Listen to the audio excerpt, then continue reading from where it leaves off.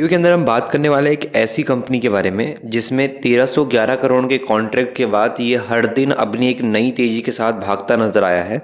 और अभी भी रिसेंटली कुछ अपडेट के हिसाब से देखेंगे तो इसमें ब्रोकर काफ़ी ज़्यादा बात की जाए बुलिश नज़र आ रहा है, मार्केट के अंदर तेज़ी की बातें चल रही है। तो उस हिसाब से कंपनी के ओवरऑल फंडामेंटल को एक बार हम देखेंगे। और ये जो अपडेट आई है कि 1311 करोड़ के आसपास का कॉन्ट्रैक्ट मिला है रिन्यूएबल एनर्जी के बेस पे, तो इसके हिसाब से मार्केट के अंदर जो अभी तेजियां चल रही है, जो मार्केट में इसमें डिमांड क्रिएट है, तो उस पॉइंट पे थोड़ा सा एनालिसिस हम करेंगे। बट याद रहे ये वीडियो सिर्फ और सिर्फ आपके लिए एजुकेशन के हिसाब से है। किसी भी तरीके से आपको स्टॉक खरीदने की सलाह नहीं दी जा रही है कि आप स्टॉक को खरीद ही लीजिए, ऐसा कुछ नहीं है। तो आपको इस वीडियो को ध्यान से देखना ज़रूर है, बट खरीदने के टाइम पे आपका खुद का दिमाग यूज़ होना चाहिए, क्योंकि बताने वाले इंसान का कुछ नहीं जाएगा। अगर आप लॉस में हो तो आप प्रॉफिट में हो तो भी उसका कुछ नहीं जाएगा। मार्केट में जो आपको फेस करना है एक तरीके से गिरावट या फिर तेज़ी, वो सब प्रॉब्लम्स को आप ही हैंडल कर पाओगे। तो मार्केट के अंदर किसी भी ब्लाइंडली आपको भरोसा नहीं करना चाहिए, चाहे वो सामने वाला इंसान आपको कितनी ही अच्छी कंपनी के बारे में बता रहा हो। तो चलिए मार्केट में एक एक करके जो अपडेट है कंपनी के बारे में समझने की कोशिश करते हैं। तो यहाँ पर आप देखो तो एक बात करें, कंपनी ने अनाउंसमेंट की थी, जो कि गुरुवार के दिन की अनाउंसमेंट थी कि उसने जो है गुजरात में 300 मेगावाट का सौर प्लांट विकसित करने के लिए कोल इंडिया के साथ 1311 करोड़ रुपए के कॉन्ट्रैक्ट पर साइन किया है। और कॉन्ट्रैक्ट में 5 साल के संचालन और रखरखाव मैनेजमेंट के हिसाब से बात करें, सर्विसेज भी शामिल है। तो यहाँ पर ये 5 साल का टोटल हम बात करें तो 5 ईयर का कॉन्ट्रैक्ट साइन हुआ, जिसका अमाउंट यहाँ पे 1311 करोड़ का है। तो एक बहुत बड़ी डील, और ऊपर से किसके साथ हुआ है, जिसको हम ऑलरेडी जानते हैं, कोल इंडिया। कोल इंडिया कंपनी काफ़ी पुरानी है, इसको आप ऐसा नहीं बोल सकती कि हम जानते नहीं हैं। तो बहुत बड़ी कंपनी प्लस एक बहुत बड़ा ऑर्डर प्लस मार्केट के अंदर एक बहुत बड़ा प्रॉफिट आने के चांसेस इस कंपनी में अपडेट के हिसाब से देखता है। तो कंपनी ने क्या किया है, तो केपीआई ग्रीन एनर्जी ने स्टॉक एक्सचेंज में फाइलिंग में कहा है कि परियोजना नवंबर 2025 तक पूरी होने वाली है। और डील के एक हिस्सों में जो कंपनी गुजरात के खावड़ा में जो जीआईपीसीएल के सोलर पार्क में बात की जाए तो 300 MWAC green connected ground mounted solar photovoltaic PV plant विकसित करेगी। नया प्लांट यहाँ बनाने की बात कर रही है कंपनी। और सोलर पार्क भारत के रिन्यूएबल एनर्जी प्रोत्साहन के लिए बहुत इंपॉर्टेंट रहने वाला है। तो इसके चलते बात की है सोलर एनर्जी की बढ़ती मांग के साथ यह 300 मेगावाट क्षमता वृद्धि के साथ यहाँ काम करेगा।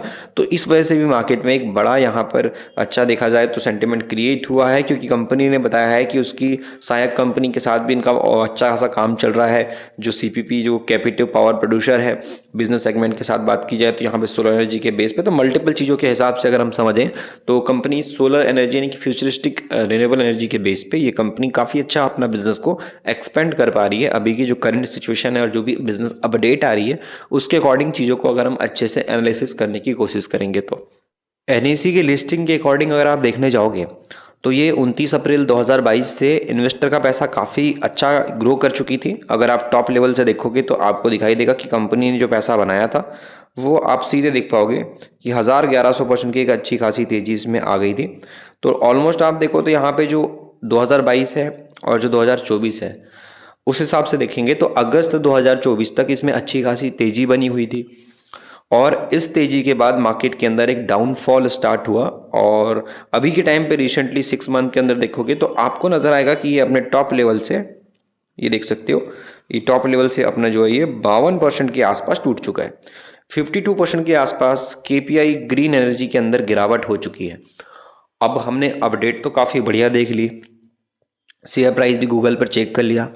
अब कंपनी के फंडामेंटल के लिए हम स्क्रीनर के माध्यम से नंबर्स को समझने वाले हैं और कंपनी कितनी रिस्की है, कंपनी के अंदर ग्रोथ कितनी है और क्या चीज़ें हैं कंपनी की जो ध्यान देने लायक हैं रिस्क के हिसाब से या फिर फ्यूचर के हिसाब से, उसको थोड़ा सा हम यहाँ पे अब समझने की कोशिश करेंगे। कंपनी का ओवरऑल डेटा को ध्यान से देखने के लिए मार्केट की वैल्यू के हिसाब से कंपनी में क्या चीज़ें चल रही है पॉजिटिव नेगेटिव, उसको समझ लेते हैं। कि अगर बात करें ग्रुप के हिसाब से तो आपको मल्टीपल कंपनीज नज़र आएंगी, जिसमें केपी ग्रीन एनर्जी है, KP energy limited, KP green engineering private limited, KPF green hydrogen ammonia technology, KP human development foundation, multiple companies इनके ग्रुप में काम करती हैं। मार्केट कैप केपीआई एनर्जी का 6888 करोड़ का है। और 1 साल के अंदर इन्वेस्टर को इसने 313 से 745 तक का रिटर्न दिया है और अभी करंटली ये 350 के आसपास है। मतलब अगर आप समझने जाओगे तो पिछले 52 वीक यानी कि 1 साल की अगर हम बात करेंगे तो 1 साल के हिसाब से जितना प्राइस का हाई गया था उतने ही प्राइस से नीचे आ गई है अभी के टाइम पे। जो मैंने आपको बताया ना, आधे से ज़्यादा शेयर इसका नीचे है। तेजी जो आई थी 5-10% की सिंगल डे के अंदर उसके बाद भी। तो अगर आप ROC वाले पॉइंट से देखोगे तो वो तो 21-29% काफ़ी अच्छा नज़र आएगा। बट अगर आप कंपनी के अंदर डेट वाले पॉइंट से देखोगे तो डेट इसके अंदर है 469 करोड़ का और रिजर्व कंपनी के अंदर है 1899 करोड़ का। तो अभी तक हमने जितनी भी चीज़ें देखी वो सब ऑलमोस्ट नॉर्मल थी और एक इन्वेस्टर के हिसाब से वो चीज़ें सही थी। लेकिन अब मैं आपको जो एक चीज़ बताऊंगा वो इन्वेस्टर के लिए टेंशन क्रिएट करती है इस कंपनी के अंदर, और कहीं ना कहीं एक प्रेशर जो है इन्वेस्टर के दिमाग में, जो लॉन्ग टर्म इन्वेस्टर है उसके दिमाग में इस चीज़ को देखने के बाद आ जाता है। अब वो कैसे आता है, उसके पीछे की वजह क्या है और क्या वो पॉइंट है, चलो उसको देख लो आप। तो यहाँ पे आप देख पाओगे कि जो मैं आप चीज़ें इतनी सारी बता रहा था अभी, वो सबका एक जो मेन वर्ड में मैं आपको एक्सप्लेन करूँ उस चीज़ को, तो वो है प्लेज। कंपनी के जो प्रमोटर हैं उनकी होल्डिंग है 48% की, 48% की होल्डिंग है प्रमोटर की। और उस 48% के हिसाब से देखेंगे तो प्रमोटर ने अपने जो शेयर हैं, अपनी हिस्सेदारी के जो शेयर हैं उसको गिरवी रखा है 45% हिस्सेदारी। मतलब प्रमोटर के पास जितने शेयर हैं उतने शेयर में लगभग आधे शेयर गिरवी रखे हुए हैं। और ये नंबर्स अगर 5% 7% होता है तो कोई दिक्कत नहीं होता, एक लिमिट तक 10% भी ठीक है, वो भी एक तरीके से रिस्क है, पर वो 10% भी ठीक है। लेकिन यहाँ पे बात की जाए तो 4x से भी ज़्यादा यहाँ पे फ्लेज रखा हुआ है, गिरवी 45% है, तो जिस वजह से रिस्क जो बढ़ जाता है अब यहाँ पे थोड़ा सा हाई हो जाता है, क्योंकि प्लेज रखा हुआ है प्रमोटर के शेयर। तो क्या होता है आप समझो उस चीज़ को। कई लोग बोलेंगे इससे क्या होता है, कुछ नहीं होता, उतना बहुत सारी कंपनीज रिस्की हैं। हाँ मानता हूँ, वही चीज़ रिस्की है, उसके बाद भी चल रही हैं तो रिस्क है इसमें। लेकिन आप प्लेज को अगर देखने जाओगे तो इसमें क्या होता है कि प्रमोटर जो होते हैं वो कंपनी के रीढ़ की हड्डी होते हैं। अगर वो कुछ डिसीजन दे रहे हैं अच्छा तो शेयर भागेगा, अगर वो कुछ डिसीजन दे रहे हैं बुरा तो शेयर गिरेगा। मार्केट के बेस पे अगर प्रमोटर ने हेरा फेरी कर दी तो कंपनी का पूरा मैनेजमेंट बिगड़ जाता है, कंपनी की पूरी सेल्स बिगड़ जाती है, कंपनी का पूरा प्रॉफिट बिगड़ जाता है। और कई बार शेयर गिरवी रहने की वजह से बाद में कंपनी भी बिकने की कगार पे आ जाती है, क्योंकि ऑलमोस्ट उन्होंने अपनी जो हिस्सेदारी है उसको तो किसी और के पास गिरवी रखी हुई है।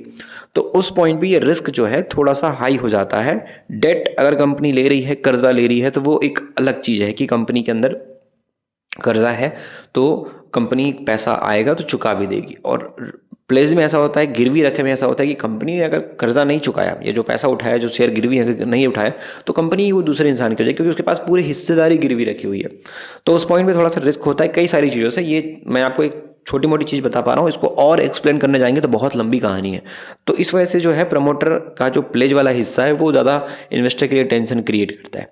लेकिन अगर आप यहाँ पे सेल्स वाला पॉइंट देखोगे, प्रॉफिट वाला पॉइंट देखोगे, तो ये इन्वेस्टर को थोड़ा अच्छा लग रहा है। 73 से 72% मतलब सेल्स और प्रॉफिट अच्छा बढ़ रहा है, लेकिन मार्केट के अंदर गिरावट काफ़ी ज़्यादा। तो ऐसे में जो बेट ले सकता है, जो थोड़ा सा रिस्की इन्वेस्टर है, उसके लिए ऐसी कंडीशन में ऐसी कंपनीज काफ़ी ज़्यादा काम की आती हैं। तो अगर रिस्की इन्वेस्टर हो तो आपको थोड़ा ध्यान देना चाहिए। बाकी एडवाइस नहीं कि आप खरीदो, सेफ और सिक्योर चलने वाले इन्वेस्टर हो, आपको ज़्यादा कुछ टेंशन नहीं लेना है, ज़्यादा कुछ आपको कंपनी रिस्की में नहीं डालना है पैसा। तो उस पॉइंट पे आपको KPI एनर्जी से थोड़ा सा समझदारी के साथ क्या करना है क्या नहीं करना है वो सोचना चाहिए। बाकी ओवरऑल कंपनी के जो फंडामेंटल प्रॉफिट के बेस पे हैं, कंपनी की ROE के बेस पे वो ठीक है, बट डेट वाला जो पॉइंट है, गिरवी प्लेज वाला पॉइंट है, वो थोड़ा सा इन्वेस्टर को टेंशन क्रिएट करता है। जैसे कि आप यहाँ पे देखो कंसर्न वाले पॉइंट पे जाओगे, सबसे पहला जो नेगेटिव पॉइंट बताने की कोशिश की जाएगी कंपनी के कंसर्न में, वो ये है कि प्रमोटर ने अपने शेयर को 45% की होल्डिंग में प्लेज रखा हुआ है 45% से। तो ये कभी कभी कंपनी के अंदर, मार्केट के अंदर ये सब चीज़ें दिक्कत कर देती है, तो इनको भी थोड़ा सा ध्यान देना काफ़ी ज़रूरी है। बाकी अगर आप मार्केट के अंदर देखो तो उसका Q3 का रिजल्ट नहीं आया है, लेकिन ओवरऑल जो ईयरली ग्रोथ है कंपनी की काफ़ी सही है। तो अगर कंपनी का Q3 काफ़ी सही आ गया मार्केट के अंदर तो एक बड़ी तेजी भी इसमें आ सकती है। और मैंने आपको पहले बोला, अगर आप रिस्की इन्वेस्टर थोड़ा बहुत हाई रिस्क ले सकते हो तो उस पॉइंट पे ऐसी कंपनीज काम आती है। बाकी अगर आप मार्केट वाइज देख रहे हो तो रिसर्च करने की ज़रूरत है। कंपनी कितनी भी अच्छी हो, कितनी भी खराब हो, आपका खुद का रिसर्च होना इंपॉर्टेंट है, तब जाके आपको किसी भी कंपनी में खरीदने बेचने की सलाह या फिर उसके बाद जो कुछ मन है वो बनाना चाहिए। तो चलिए, हमने ये सब केपीआई एनर्जी के बारे में बोला। बाकी अगर आपको कंपनी के सीखना है, मार्केट सीखना है, तो आप ई बुक पढ़ सकते हो, मिडिल क्लास का स्टॉक मार्केट ई बुक, जिस ई बुक में सारी बातें हैं जो एक लॉन्ग टर्म इन्वेस्टर के लिए समझना जानना बहुत ज़रूरी होती हैं।